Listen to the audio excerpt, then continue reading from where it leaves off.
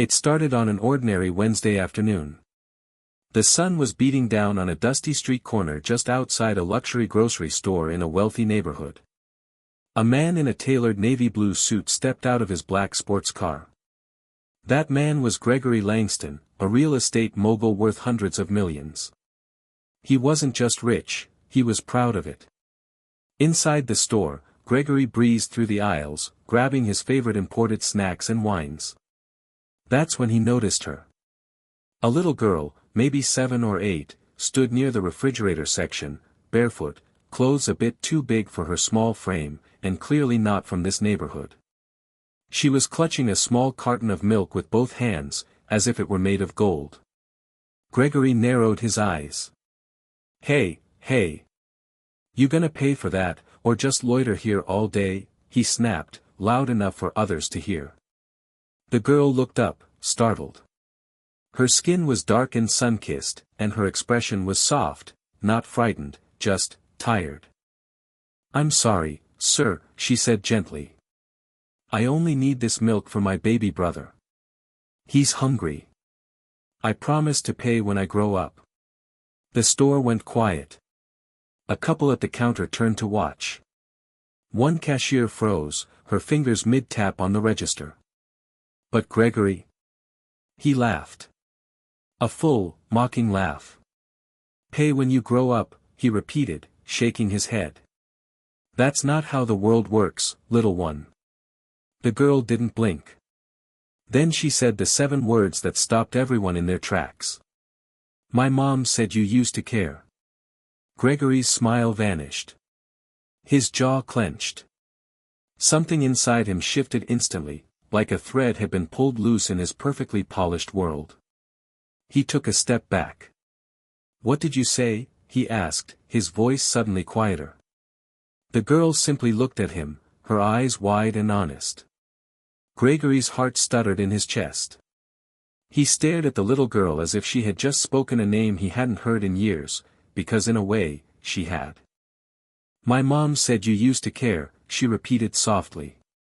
"Before you forgot where you came from." The room was still. The cashier didn't move.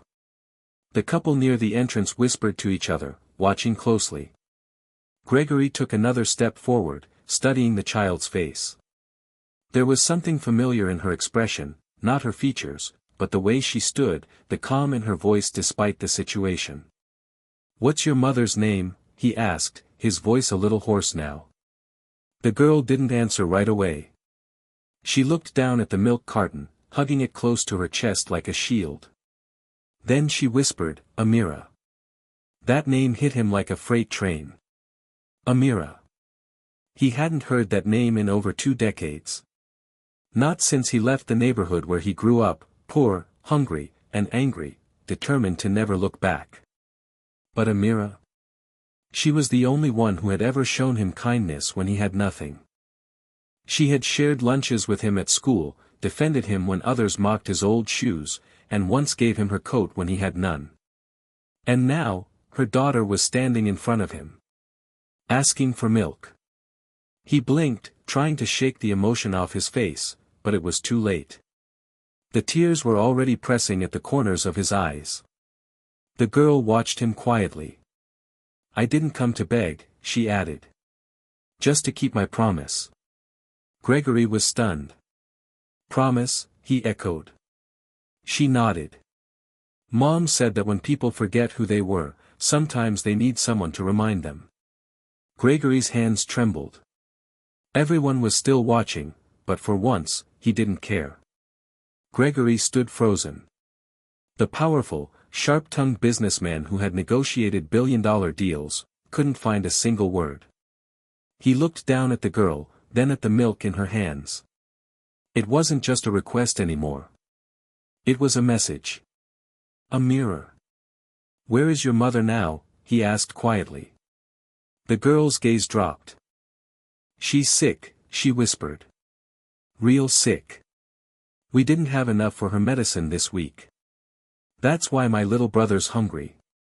She told me not to come here, but," she paused, biting her lip. "But I remembered the name on the side of the building." Gregory felt like the floor had shifted beneath him. Langston Grocers. It had been a trophy for him, opening a store in the same area where he once couldn't afford a sandwich. But he'd built it not for people like Amira. Not for families like his old one. He'd built it for profit. The silence in the store became heavy. I thought maybe, the girl went on, voice breaking a little, maybe if you remembered her name, you'd understand. Gregory couldn't take it anymore. He crouched down in front of her, lowering himself to her eye level. I do remember, he said, his voice cracking for the first time in years. I remember everything. He slowly reached out and took the milk from her trembling hands. Go get what you need, he said gently. And not just the milk. Get food. Diapers. Whatever your family needs. The girl's eyes widened in disbelief. I don't have money, she said quickly. Gregory smiled sadly. You already paid, more than anyone else ever has. The cashier gasped softly. The couple watching from the corner began to clap, not for the show, but because something real had just happened. Something rare. The girl stood frozen for a moment, as if unsure whether this was real or just a dream. Are you serious? She asked, voice small. Gregory nodded. Dead serious. And when you're done, I'll take you home myself. She clutched the milk again, staring at him with wide eyes full of something he hadn't seen in a long time, hope. The cashier behind the counter wiped her eyes with a tissue. Sir, should I make a tab? She asked gently. Gregory shook his head. No tab. No receipt. Just give her what she needs. The girl slowly made her way toward the aisle, her steps hesitant at first, then quicker as she realized nobody was going to stop her. Gregory stood up and looked around the store. A few people had gathered near the front, whispering. But instead of the usual judgment or gossip, their faces reflected something different, respect. He turned toward the cashier again. I want you to make a list, he said firmly. Of every single child who's ever been caught trying to sneak out with food. Every one of them. I want to know their names, and I want to cover it. No police. No punishment.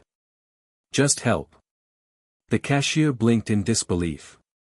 Sir, are you sure? Gregory nodded. I should have done it years ago. As the girl returned with a small cart full of essentials, cereal, formula, peanut butter, a couple of apples, Gregory met her at the front. He gently placed his credit card down on the counter, then bent slightly to look at her. What's your name? He asked. Liana, she whispered. But my mom calls me Little Fire. Gregory smiled, but his throat tightened.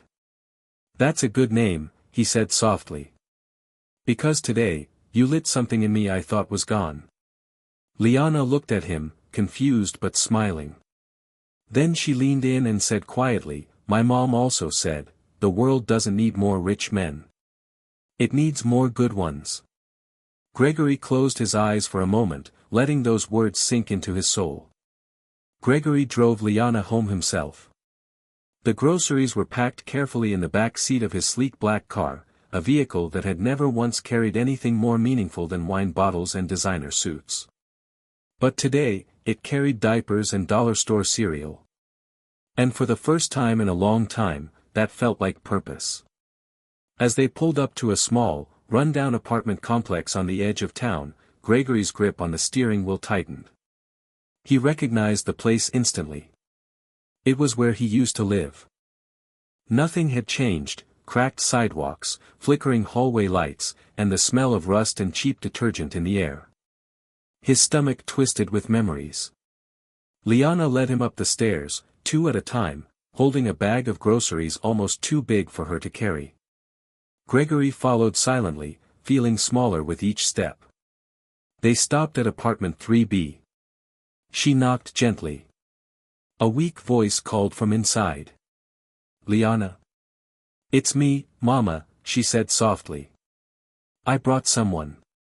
Gregory swallowed hard. The door creaked open. Amira stood there, thinner than he remembered, her skin pale, eyes tired, but unmistakably her. The years had carved lines into her face, but the kindness remained. The moment she saw Gregory, her breath caught. She stared at him, stunned. "Greg?" He couldn't speak at first. He just nodded. Amira's eyes filled with tears. You remembered us?" He stepped forward and gently set the rest of the bags down at her feet. "I forgot everything that mattered," he said, voice cracking. "Until today." Liana reached for her mother's hand, and Amira looked down at her daughter with trembling lips. "You went to him, didn't you?" "I didn't mean to embarrass you," Liana said quickly. "But I had to try." Amira pulled her into a gentle hug. "You didn't embarrass me. You reminded him who he is." Gregory's eyes burned. He looked around the apartment. It was clean, but nearly empty. A single mattress on the floor, a bottle of pills on the counter, a space heater humming in the corner. Without thinking, he said the words that surprised even himself. "I want to fix everything. For real." Amira stared at Gregory, unsure whether she had heard him correctly. "Fix everything," she repeated, her voice laced with both disbelief and exhaustion. Gregory nodded slowly. "I don't just mean groceries or some one-time gesture. I mean starting with you, with this family, and then going way beyond that." Liana looked between the two adults, clinging to her mother's side. Amira stepped back into the apartment, gesturing for him to come in. "All right, Greg. Say what you came to say." He entered the apartment and sat on the only chair in the room while Amira sat on the mattress, holding Liana. There was no judgment in her voice, just quiet strength. The kind he remembered from all those years ago. "I left this neighborhood with a chip on my shoulder," Gregory said, his voice low. "I told myself I'd never come back. That if I made it big, I didn't owe anyone anything. But the truth is, I owed everything to people like you." Amira tilted her head. "People like me? You gave me warmth when I had nothing," he said, emotion building in his throat. "You gave me dignity when I had none. And what did I give back? Silence. Distance. A name on a building, but nothing that mattered." The room fell quiet. Then Amira spoke, her voice soft but firm. "It's not too late, Greg. Not if you mean it." "I do," he said. "I want to get you the medical care you need. I'll pay off your rent for the year.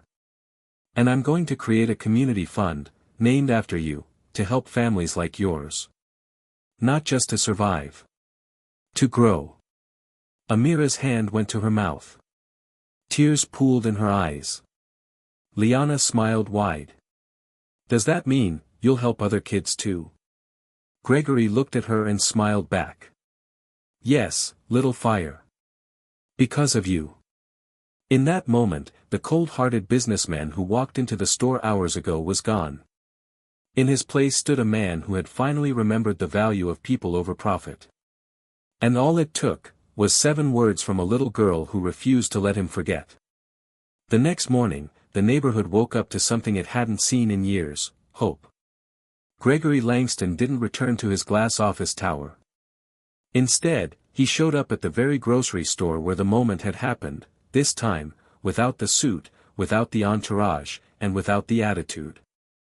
He stood in front of a small crowd just outside the entrance, holding a microphone beside a newly printed sign that read, "The Amira Foundation, for families who deserve more." Behind him stood Amira, looking stronger already, supported by Liana, who beamed like the sun. Gregory took a deep breath. "I came here yesterday thinking I was on top of the world," he began. "But one little girl reminded me that the higher you climb, the more people you're supposed to lift with you." The crowd murmured in agreement. "I'm pledging $5 million to launch this foundation, to cover food, housing, education, and medical care for families right here in this community. No red tape. No judgment. Just help." Cameras clicked. News vans had started arriving, having caught wind of the viral story from someone at the store. Liana's photo, hugging a gallon of milk, was already circling the internet. Gregory continued, "This isn't charity. This is overdue responsibility. And this time, I'm not walking away." Someone in the crowd called out, "What changed your mind?" Gregory looked down at Liana. "She did," he said. "With 7 words I'll never forget." Amira placed her hand on his arm. "And I hope you never do." The applause was thunderous. Not just because a rich man gave money, but because he showed up with humility. Later that afternoon, Gregory sat at a table with Amira, Liana, and her baby brother, who now had a full stomach and a bright smile. They laughed. They talked about the past. They made plans for the future. And for the first time in decades, Gregory didn't feel like he had something to prove. He felt like he had something to protect. 2 weeks later, the neighborhood was no longer the same. The old grocery store had a fresh coat of paint. A new community fridge stood outside, stocked with free essentials. Inside, a wall display now read, "Inspired by Liana, little fire, big change." Underneath it was a photo of Liana smiling, holding that same milk carton from the day everything changed. Families who had once felt invisible were now seen. Mothers found care packages waiting at their doorsteps. Kids received backpacks full of supplies. And people whispered a new kind of name for Gregory Langston, not the tycoon, not the boss, but the man who remembered. But it wasn't about Gregory anymore. It was about the girl who stood up when no one else would. Liana. She sat on the front steps of her apartment, legs swinging, watching her little brother play with a toy truck Gregory had brought him. Amira, stronger now after starting treatment, sat beside her, holding a cup of warm tea and smiling proudly. Gregory joined them quietly, handing Liana a small notebook with gold letters embossed on the front. "What's this?" she asked. He grinned. "A journal. For the stories you're going to write one day. Because you're not just a spark, Liana. You're a flame. The world needs your fire." She opened the first page. Inside, in Gregory's handwriting, were the 7 words that changed his life forever. "My mom said you used to care." Liana looked up at him, eyes shining. "You care now," she said. He nodded. "And I won't forget again." The camera of a local journalist snapped a quiet photo of the 3 of them, a former millionaire, a once-forgotten mother, and the little girl who reminded the world what real power looks like. Not money. Not status. Compassion. And it all started with a promise, and a carton of milk. A year had passed. The neighborhood once known for neglect had transformed into a place of opportunity. Where there were once broken sidewalks and shuttered windows, now stood gardens, murals, and open doors. And at the heart of it all, was Liana. The Amira Foundation had grown beyond anyone's expectations, with food programs, after-school tutoring, free medical pop-ups, and job training initiatives. Gregory remained involved, but he insisted on staying behind the scenes.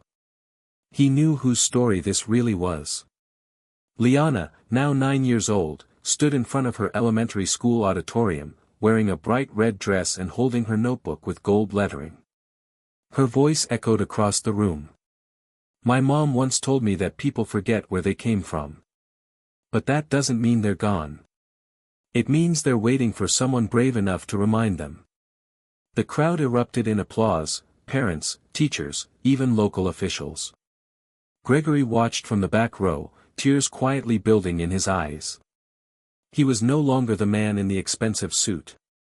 He was the man holding Amira's hand with quiet pride. And beside him sat a framed certificate from the mayor, naming Liana Community Hero of the Year. Later that day, as the sun dipped behind the rooftops, Liana sat on the same steps where everything began. She looked up at the sky and whispered, "We're gonna help a lot more people, Mama." Amira smiled, wrapping an arm around her. "You already have." The fire wasn't little anymore. It had become a movement. 5 years later, the Amira Foundation had become a national symbol of hope.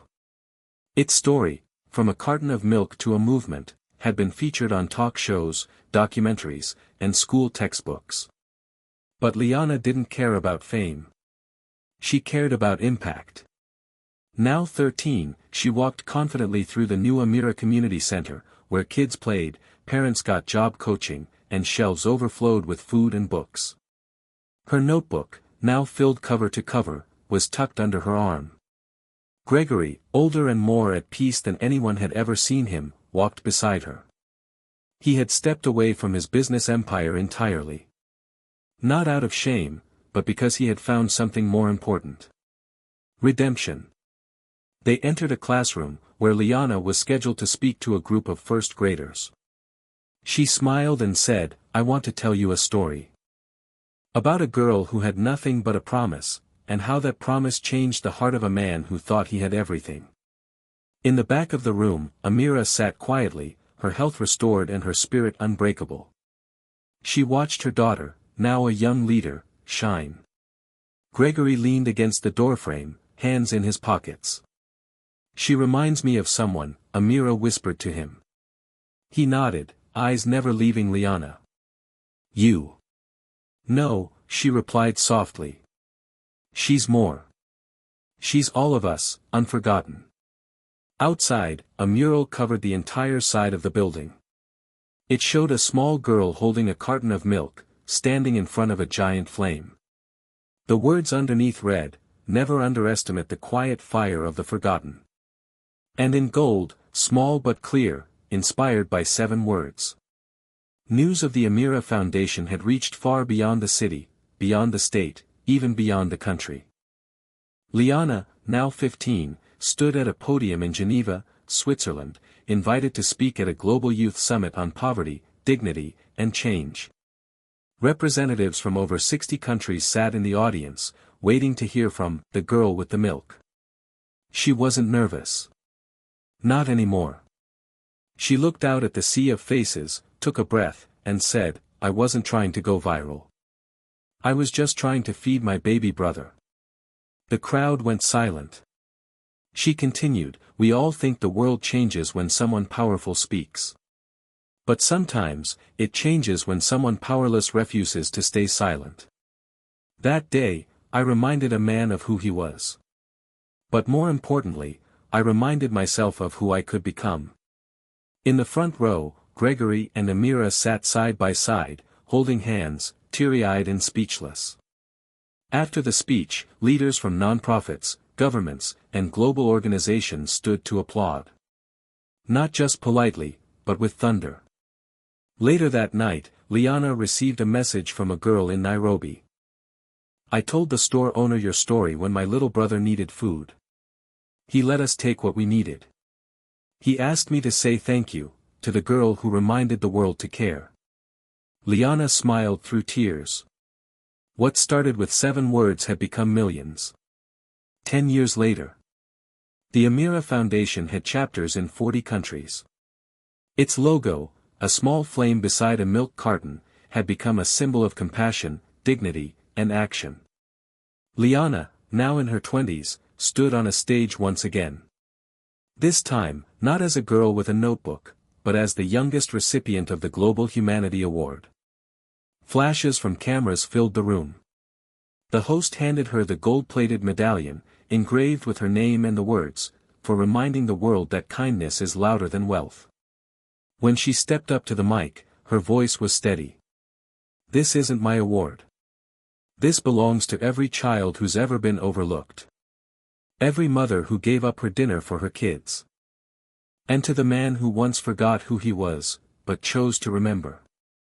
She looked into the crowd, where Gregory sat, now gray-haired but glowing with pride. Beside him, Amira wiped away tears with her hand. "People ask me what changed my life," Liana continued. "It wasn't a gift. It wasn't a donation. It was the moment someone listened. Not to my words, but to the truth behind them." She paused, then smiled. 7 words started all of this. But today, I want to give you 5 more, I will never stop caring.